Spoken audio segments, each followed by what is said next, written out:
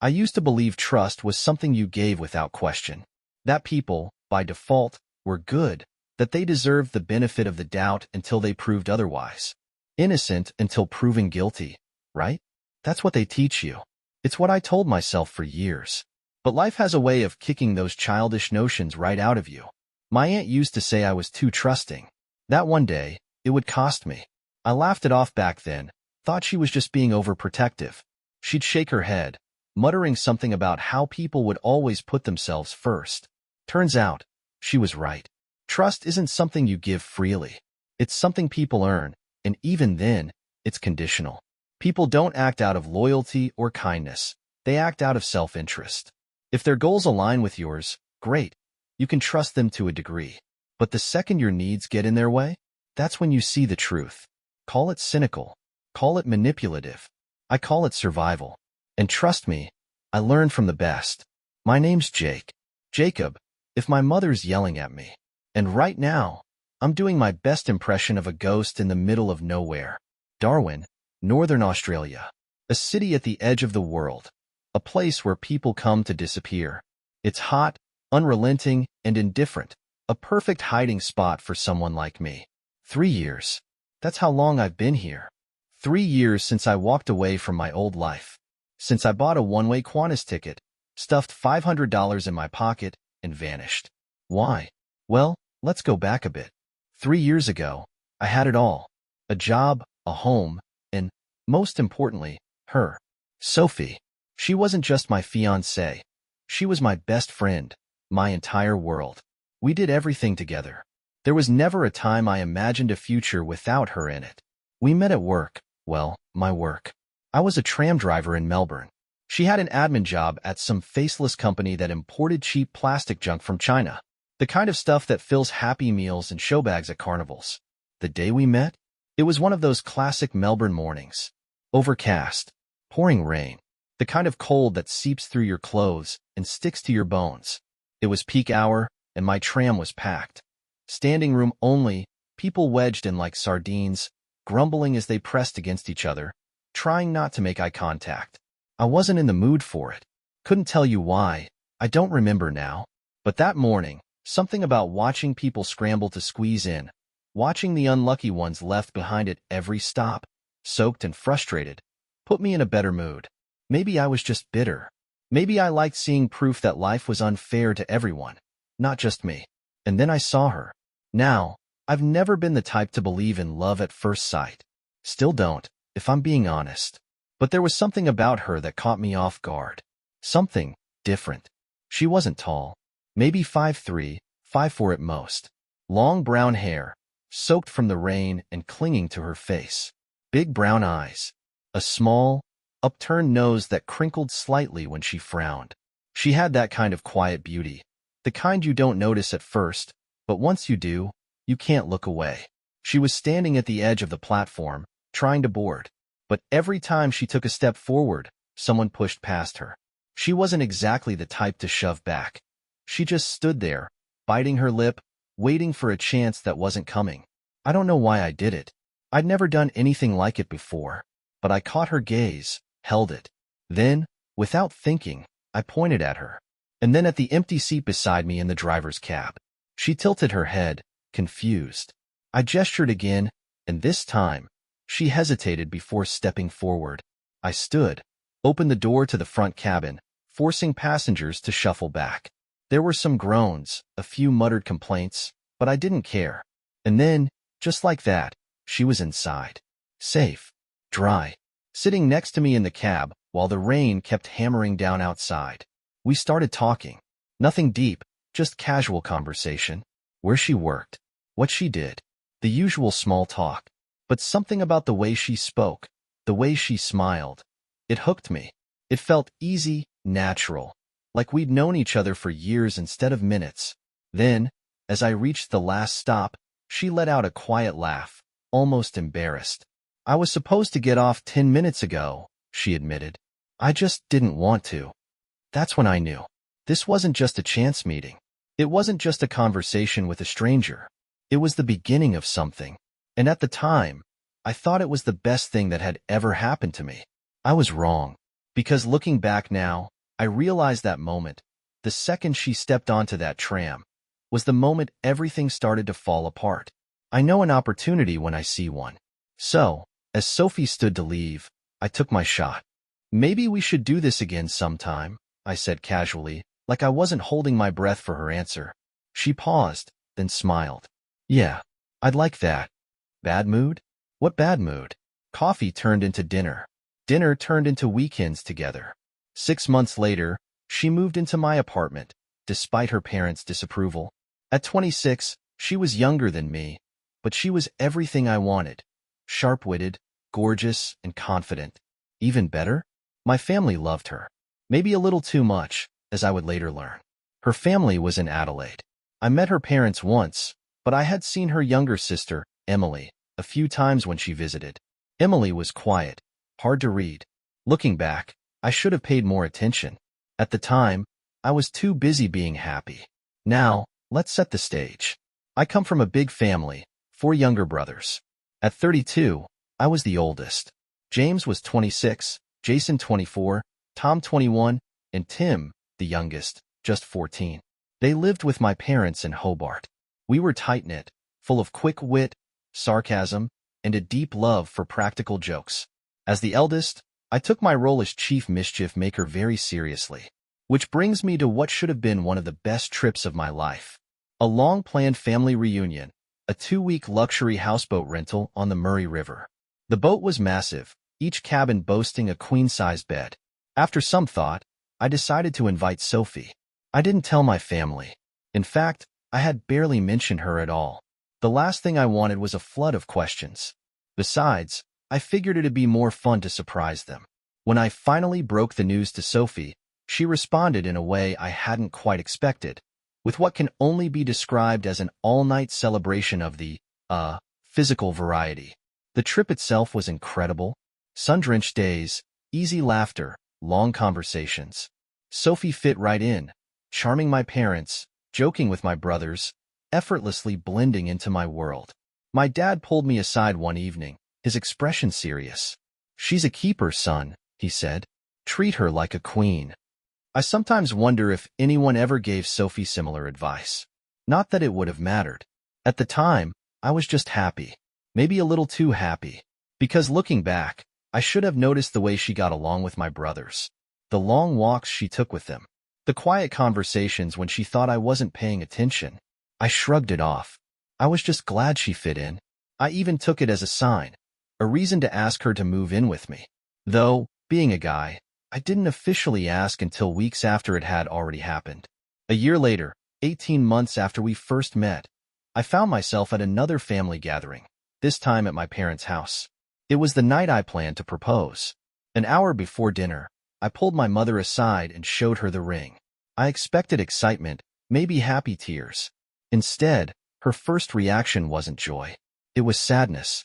She masked it quickly, hugging me, saying it was beautiful, before excusing herself to find my father. I should have caught the warning signs then, but I didn't. That night, I got down on one knee and asked Sophie to marry me. There was silence, longer than there should have been. Then, finally, she said yes. It wasn't the enthusiastic, over-the-moon yes I had hoped for, but at the time, none of that mattered. All I heard was the word itself. Yes. In the weeks that followed, we talked about the future, our expectations, what we wanted from a marriage. Until then, we had never really discussed it. I hadn't wanted to seem too eager, and she had never brought it up. Then she said something strange. "I need time to process this," she admitted one night. "To work out my headspace." I had no idea what that meant, but I was patient. I told her to take all the time she needed. There was no rush. Weeks later, she came to me with an announcement. "My mom invited me for a girls' weekend at your parents' house," she said casually. I blinked. At my parents' house? A girls' weekend? Something about it felt off, but I ignored it. Why would I question it? Why would I ever suspect this wasn't about bonding at all? That this was the beginning of the unraveling of everything? I was caught off guard when Sophie told me she was heading to my parents' house for a girls' weekend with my mother. Up until that point, I didn't even know she'd been in touch with my mom, let alone close enough to plan a trip together. She waved it off, Said she didn't want things to be weird, but just needed some time to get away, to clear her head. It's not a big deal, she had added with a reassuring smile. Just some time to relax, let loose a little. Sophie didn't have many close friends in Melbourne, so I figured it made sense. And honestly, I was happy she was getting along so well with my mom. That Friday night, I drove her to the airport. She was distracted, quiet. At the time, I chalked it up to nerves. After all, I'd always been with her during family events. Maybe it felt weird to go alone. When I picked her up on Sunday night, she seemed off, withdrawn. Something was weighing on her. I didn't press her on it. Figured she'd talk when she was ready. By the time we got home, she had slipped back into her usual self, though I still caught glimpses of something lingering beneath the surface. A few times, I noticed her watching me. Not just looking, but truly watching. And I swear, there were tears in her eyes. But I was a guy, oblivious, dismissive. I told myself it was just stress. Maybe emotions from the proposal. The one time I asked if something was wrong, she brushed it off with a soft laugh. Jake, you're being silly. I love you. That should have put my mind at ease. But something about the way she said it, a little too quickly, a little too firmly, stuck with me. By Thursday night, everything still felt strange. The way she was clinging to me more than usual at night. The way her gaze lingered on me, sad, almost regretful. Then, the phone rang. It was my parents. They were coming to Melbourne for the weekend. James was coming, too. That part caught me off guard. My brother didn't travel often, but since it was football season, I figured he was just using the visit as an excuse to catch a game. They had booked rooms at a hotel nearby and wanted to meet for lunch. I agreed, told them I'd pick them up from the airport Saturday morning. When I told Sophie, she didn't react the way I expected. No excitement. No teasing about seeing my family again. Just a quiet nod. I should have asked why she looked like she was bracing for something. I should have paid more attention. Saturday morning, I drove to the airport. James was different. Usually, he was the first to crack a joke. But this time, he was quiet, almost tense. My parents seemed normal enough, but I felt an undercurrent of something I couldn't quite place. They were excited to see Sophie again, suggesting a nice lunch nearby. While waiting for their luggage, I called her. She suggested a pub close to their hotel that had recently been renovated. I agreed, dropped them off, then headed home to pick her up. When I got back, Sophie was sitting on the bed, staring out the window. She had put on one of her favorite dresses, but something was off. Her shoulders were tense, and when she turned to face me, I saw it. Her eyes were red like she'd been crying. I stepped toward her, ready to ask what was wrong, but the second I moved, panic flashed across her face. She looked afraid. Of me. I froze. We stared at each other for a few long seconds before she stood abruptly, brushing past me with a forced smile. We should hurry. We don't want to keep them waiting. She practically ran to the bathroom, closing the door behind her. That was the moment the alarm bells started. It wasn't full-blown panic, not yet, but something wasn't right. Either I had done something horribly wrong, or something much bigger was happening beneath the surface. That's when I saw it. A suitcase. One of Sophie's small, neatly packed suitcases, sitting just outside the bedroom door. I felt a cold wave of dread wash over me. My mind scrambled for explanations, but none of them made sense. A few minutes later, she walked out of the bathroom and found me standing there, staring at it. The second she saw my expression, she sucked in a breath, stopping mid-step. I slowly looked up at her, searching for answers, but she wouldn't meet my eyes. I had started the morning thinking I had simply pissed her off. But now I felt sick. Without a word, she walked over, picked up the suitcase, and mumbled something about being late. Then, before I could respond, she carried it straight out the door. I followed, my mind racing. In the elevator, we stood in silence. My thoughts spun in circles, desperately trying to connect the dots. When we reached the car, I don't even remember the drive. Just the feeling of numb confusion. Just the moment I parked outside the pub, hands gripping the steering wheel, trying to process what the hell was happening. Something was going on. But what? Why? And why did it feel like whatever was coming next was about to change everything? After what felt like an eternity, Sophie softly said, "We should go in. Let's just Get this over with. Her words cut through me. Get this over with. I turned to her, confused, but she was already opening the door. I should have known. I should have pressed harder. Because in just a few moments, everything I thought I knew was about to shatter. As I climbed out of the car and stood there, watching Sophie pull her suitcase from the back seat, she finally looked up at me. For the first time that day, her eyes met mine. I will never forget that moment. She had the most beautiful brown eyes. I used to call them the windows to her soul. Usually warm, full of life, full of love. But not now. Not this time. Now, they were the saddest eyes I had ever seen. A quiet sob broke from her lips before she turned away, hurried toward the restaurant entrance, and disappeared inside. I followed in a daze, my body moving on autopilot while my mind scrambled to make sense of what was happening. The restaurant was bright, full of chatter and the clinking of cutlery, but all of that faded into a distant hum the second I spotted my parents and James sitting at a long table by the window. My parents were seated on one side, James on the other. There were two open seats, one next to James, the other across from him. Sophie sat down next to my brother. That was strange. I had assumed she would sit with me, but before I could process it, I saw something that made my stomach lurch. She reached for James' hand. Not a casual touch. Not a polite gesture. She grabbed it, clutching it like a drowning person reaching for the last life preserver on a sinking ship. His knuckles went white.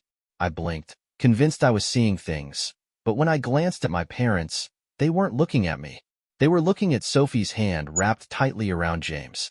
Finally, my mother turned to me and gently suggested I take a seat. I don't remember actually sitting down, but I must have, because suddenly, my mother's hand was on my arm. She didn't say anything, or maybe she did, but her words didn't register. A waiter appeared with menus, blissfully unaware of the tension thick enough to suffocate a man. He handed them out, realized he had walked straight into something, and quickly disappeared. I dropped my gaze to the menu, but the words blurred into nothing. I couldn't tell you what I was wearing, but I can tell you every detail about that menu. The small sauce stain over the entree section, the dog-eared bottom corner, the way the laminated pages had started to peel. And then, in the softest voice, barely above a whisper, Sophie said the words every man either dreams of or dreads hearing. I'm pregnant. For a second, I thought I had misheard. Then the world tilted. The air left my lungs in a sharp, crushing vacuum. I wavered, reality flickering at the edges of my vision. Somewhere in the distance, my mother was saying my name, but I couldn't focus. My eyes locked onto Sophie's face, searching for something, anything, that would tell me this wasn't what it looked like, that this wasn't what I was suddenly, horrifyingly realizing it was. She dropped her gaze. Slowly, carefully, she turned to James. I followed her stare, and when I looked at him, he wouldn't meet my eyes either. His expression was stiff, guarded. His jaw clenched, his fingers twitching against the table. Then, after what felt like an eternity, he nodded. And then, he kissed her. Not on the cheek. Not in some brotherly, supportive way. He kissed her lips. The lips I had kissed 1,000 times. The lips I was supposed to kiss for the rest of my life. And that was the moment everything inside me shattered. Bastard. Him. Her. Them. I felt myself aging 20 years in an instant. My heart twisted into something small and shriveled, something that no longer worked properly. I turned to my mother, and when she met my gaze, I saw it, pain. Not surprise. Not shock. Just pain. They had known. All along. And if they knew, then my other brothers must have known too. Oh God.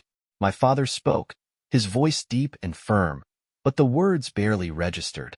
Something about respecting their wishes. About giving them space. Space.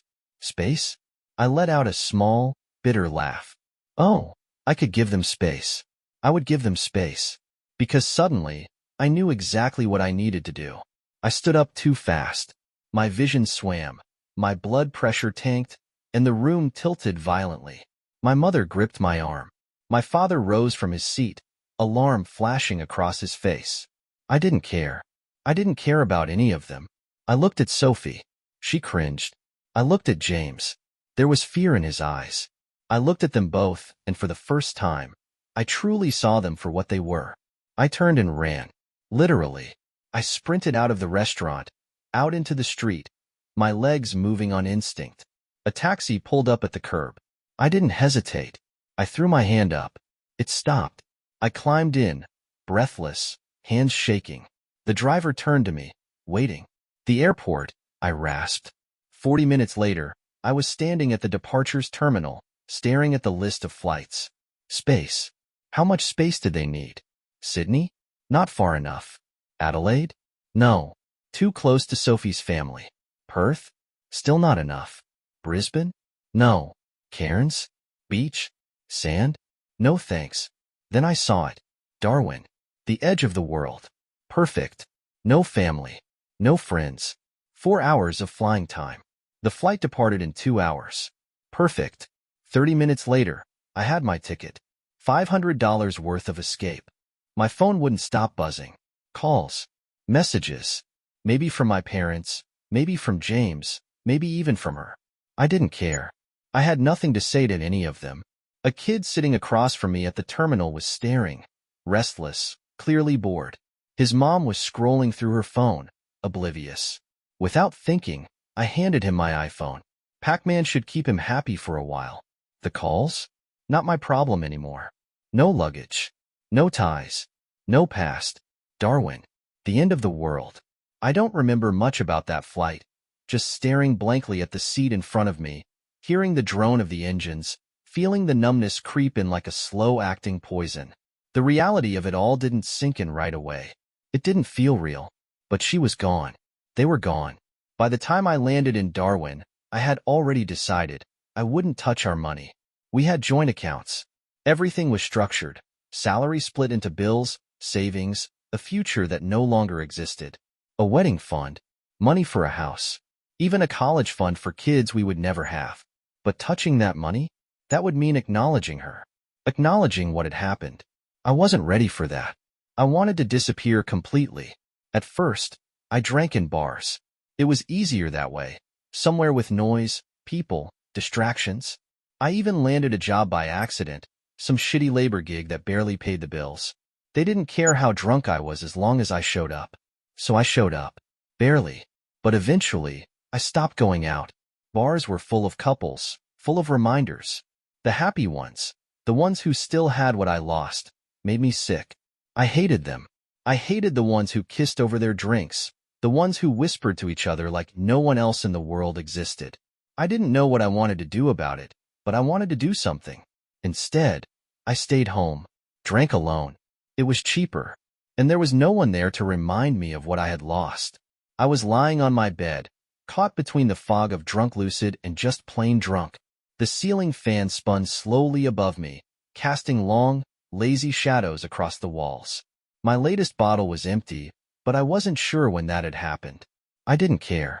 I didn't care about anything anymore. I used to eat meals at normal times. Breakfast, lunch, dinner.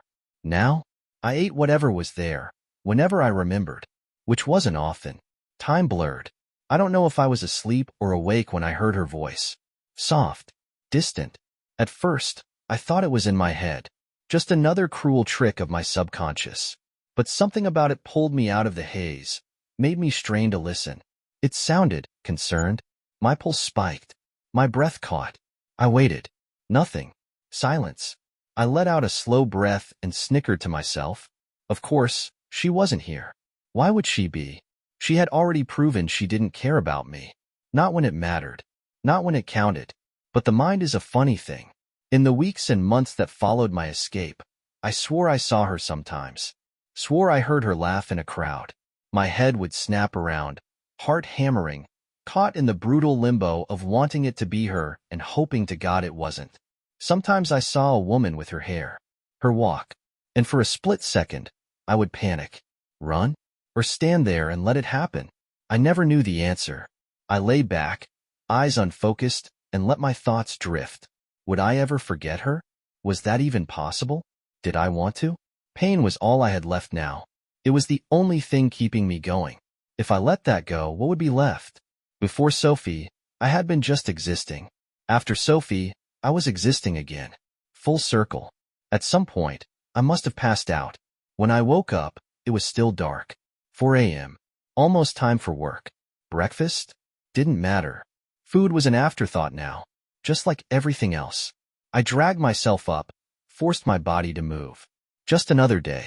Just another morning in a life that barely felt like mine anymore. I probably ate more when I was drinking than when I wasn't. By the time I hit my fifth drink, the munchies usually kicked in, and with a McDonald's just a short, stumbling distance away, there was never any need to stock groceries. Supermarkets? Those were for booze. And cigarettes. I had started smoking. No idea why. Never had before. But now, it felt like the right thing to do.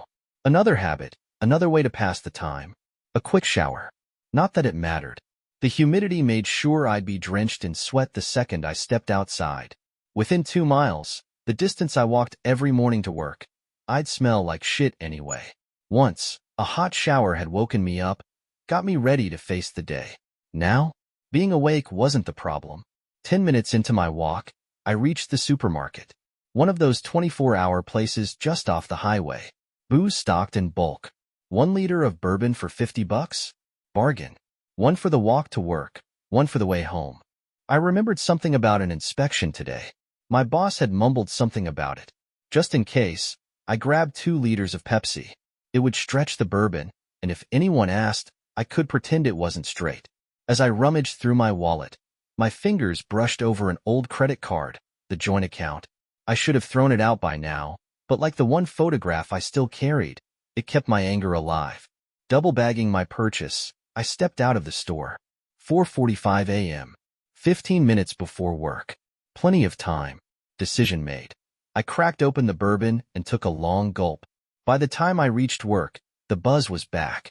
I stumbled into my office, half falling against the light switch. The old gas lamps took their time heating up, leaving me in the half-dark as I made my way to the little boy's room. Leaning against the wall for support, I emptied my bladder, then headed back to my small, cluttered space. The lights were still too dim to fully illuminate the workshop. That suited me fine. On my wall, Miss March smirked down at me from a torn magazine page. Her grin felt mocking. She knew what March meant to me. It was supposed to be the wedding month. Late summer, long daylight hours. A ceremony at sunset, a barbecue reception in our favorite park, drinks with friends at the pub. The same pub where everything fell apart. I forced the thought away and grabbed my gear. Overalls, helmet, boots, tool belt, grease gun. Crusher number 3 was down again. I hated working on it. It meant crawling inside, covered in quicklime dust. The burns would start within the first hour. Wrists, neck, any patch of skin exposed to sweat. It usually took 3 to 4 hours to fix. 3 to 4 hours of pain. But pain was better than thinking. Plugging in my iPod, I got to work. Time blurred. The burns started, but I barely felt them. I was used to it. Then I felt eyes on me. At first, I ignored it. But the small rocks started soon after, bouncing off my helmet one by one. I gritted my teeth. I wasn't an angry man, but after hours of crawling around inside a broken machine, covered in dust, burning, sweating, frustrated, enough was enough. I secured my tools slowly, climbed out even slower, took a deep breath before looking up. Standing there was my supervisor, and he looked pissed. Not the good kind of pissed, just mad. With a jerk of his thumb, he pointed toward the office and turned, heading back. Didn't wait for me. Just stomped off. Prick. Sighing, I followed. 5 minutes later, as I approached the office, something made me slow my steps. A police car. 2 officers, standing beside it, dressed in their browns. The dull throb in my skull turned into a pounding drumbeat. I forced my feet forward, my brain scrambling for answers. What the hell did they want? Why was I needed in the office? And why were the cops waiting outside? As I approached, the officers moved toward me. Never good. One of them flipped through a folder, glancing at me, then backed down. He took his time, as if memorizing the details. Then he said my name. Not a question. Not quite a statement. Somewhere in between. I nodded. He asked for my date of birth. My place of birth. I pulled out my driver's license and handed it over. They exchanged a look. A silent confirmation.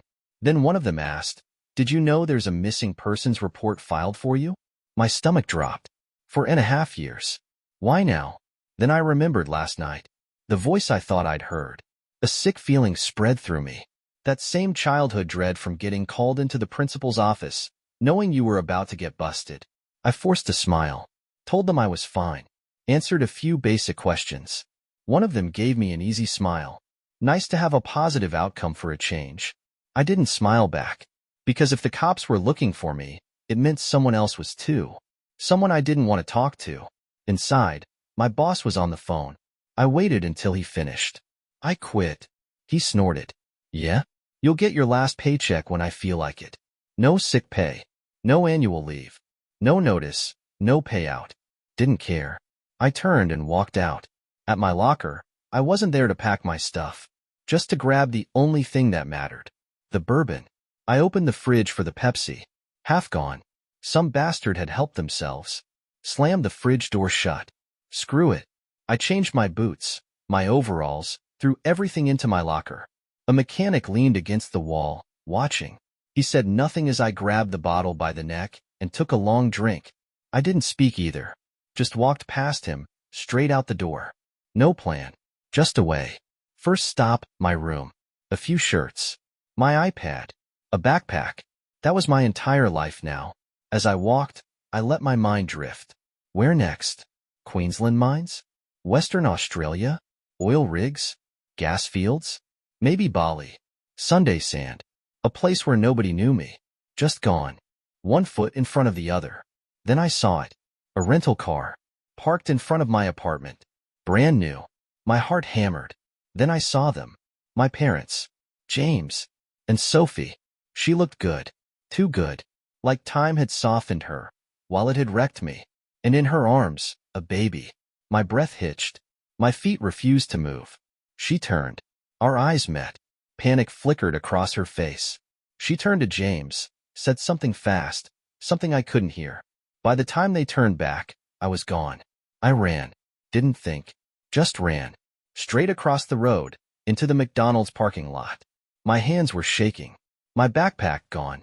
My bourbon gone. The bottle must have shattered when I dropped it. I felt the loss. Now, more than ever, I needed it. Sophie and I had always used protection. Always. Which meant one thing. I wasn't a father. I was an uncle. I slumped onto the curb and sat there, staring at my empty hands.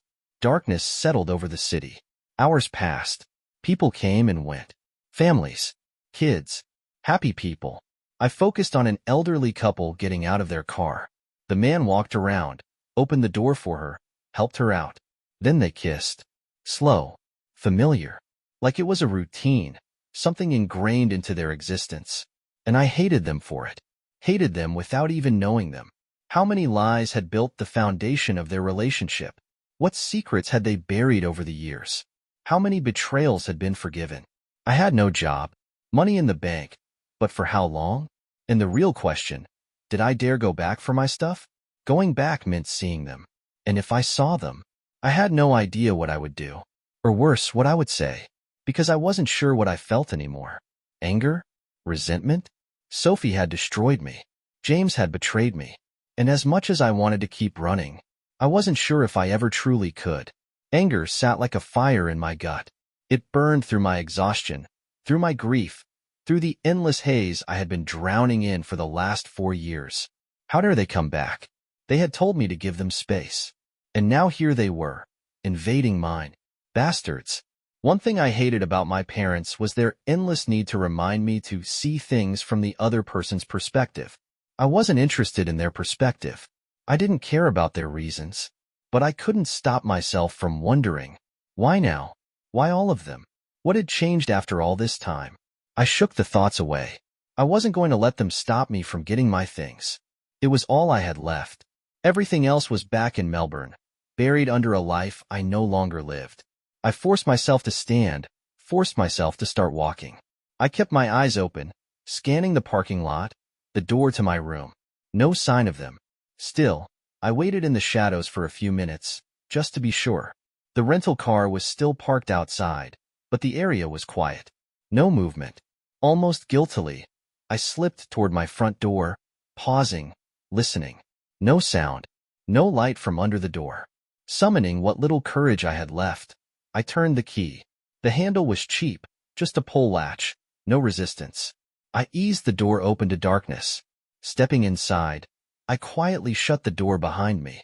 I thought about switching on the light but decided against it. The glow from the streetlights outside was enough to see by. I moved quickly to the dresser, my bag still sitting on top, my iPad charging next to it. I pulled the power cord, looping it neatly before tucking it into the front pocket of my backpack. One by one, I stuffed the rest of my things inside. This was it. My entire existence now fit into a single bag. I scanned the room once more. Had I forgotten anything? No. Everything that mattered was already gone. I stepped back outside, closing the door quietly behind me. My key sat heavy in my palm. I had paid 2 weeks in advance, plus a security bond. If I returned the key, I might get some of it back. Not that I really cared. Still, I made my way toward the office. To get there, I had to pass the communal kitchen and laundry, a rundown space meant for budget travelers, mostly families passing through on road trips.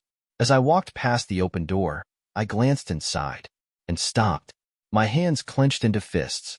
Inside, I saw them. My mother at the stove, cooking. Sophie, leaning forward over the table, a baby in her arms. James was talking with my father. A little girl played with a doll on the floor. I barely processed what happened next.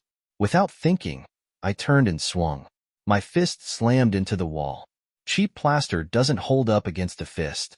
The crack of impact was sharp, loud. The wall crumbled under my knuckles. For a moment, there was silence. Then movement. Chairs scraped. Conversations cut short. I turned away, jaw clenched, shaking out my bruised fingers. I needed to leave. I took a single step toward the office, toward anywhere but here. Then I heard it. My name. Soft. Almost a whisper. A voice I knew too well. I stopped. 1 heartbeat. 2. The world around me froze. I turned. Sophie was standing in the doorway. She looked small, afraid, alone, beautiful. I wanted to hate her, but I wanted to hold her more. From inside the room, there was movement. James appeared behind her. His hand landed on her shoulder. She reached for it, gripping it like a lifeline. She had never held my hand like that. The air left my lungs. I stared at them, at her fingers wrapped around his. A sob broke from Sophie's lips. She looked everywhere but at me. From inside, my father's voice called out. He was always the practical one, not a poet, not a man of sentiment. Come in. Let's talk. No, there was nothing to talk about. There was no us. My mother added her voice, pleading. Please, Jake. We need to talk. They needed to talk? For 4.5 years, they had let me disappear. Now they wanted to talk? I stared at James. He stared back. No words. Just defiance. As if he had one. As if he had a right to what he had taken from me. I clenched my jaw so hard my teeth hurt. No. There was nothing to talk about. There never would be. I remembered being a kid, hitting him when he broke my toys, telling him to leave me alone so I could play in peace. Every time I had friends over, he wanted to tag along, always wanting to be part of it. And every time, my mother scolded me. Let him join in, Jake. He's your brother. Reluctantly, I had let him. Guilt into it. Not this time. James shook his head, turned to Sophie, and together, they walked back into the kitchen. Sobs. Over his shoulder, he muttered something. A tough guy throwaway line, sharp with anger. I wanted to shout back. Yes, I understand love. No, I don't understand you. I never will. But most of all, what about me? Then I noticed her. A little girl standing in the doorway, watching me. She had blonde curls, Sophie's sharp eyes, and her hands planted firmly on her hips. A miniature Sophie. And she wanted to know why I had made her mommy cry. I stared at her. She marched toward me with all the force of someone who had never been denied anything. And then, she kicked me in the shin. I blinked. You have got to be kidding me. James reappeared. He grabbed her around the waist, lifted her up. She struggled, furious. Neither of them looked at me. Since when was I the bad guy? I suddenly realized I was furious. Anger, rage, frustration. It all hit me at once. I took 2 steps forward, stood in the doorway, and let everything go. I shouted, I raged. I let them have it. I don't know what I said. I don't know how long I shouted. All I know is that, at some point, I was forced to the ground. Then, the handcuffs. Flashing red and blue lights. A cell. I was released in the morning. A cop handed me an envelope as I walked toward the gate. I recognized the handwriting instantly. My mother's. Elegant. Deliberate. I tore it open. Might as well get it over with. Jake, we came for you once, but you have still not overcome the past. We thought we knew what was best, thought we were helping. Maybe we were wrong. We've decided to let you live your life without us. You won't hear from us again. It's your choice if that changes. Take care of yourself. I stood there for a second. Then, without hesitation, I crushed the letter in my fist and tossed it into the nearest trash can. The ache in my chest was familiar. But this time, it didn't crush me. I hoped they were finally done. Done trying to pull me back. Done trying to rewrite the past. For the first time in years, I was free. I didn't look back. Life started slow. I moved to rural Australia, a place where the horizon stretched endlessly and the air smelled of earth and eucalyptus. I enrolled in college, pushed through doubts, through fears, until I found my footing. And when the army came calling, offering discipline and purpose, I signed up without hesitation. The military shaped me, not just into a better soldier, but into a better man. The demons that had haunted me for years didn't disappear overnight. But with every mile I ran, every mission I completed, they loosened their grip. And then, one day, during a brutal training exercise under a blazing sun, I met Sarah. She was tough, fearless, and when she laughed, it broke through even the hardest days. We started as comrades, then friends, then something deeper. She never asked about my past, and I never felt the need to hide it. Years later, we stood on a windswept hill, exchanging vows under a sky painted in gold and lavender. Surrounded by friends who had become family, Sarah's hand in mine was steady, grounding. She knew me, all of me, and loved me anyway. Now, as I sit on this porch, watching the sun dip below the horizon, Sarah by my side, her hand resting on her belly, I know peace. My family kept their word. They never reached out again. And that silence was the greatest gift they could have given me. I didn't just survive. I lived. And for the first time in my life, I knew what it meant to be free. Dear listeners, please share your thoughts in the comments. And don't forget to subscribe to our channel. See you soon.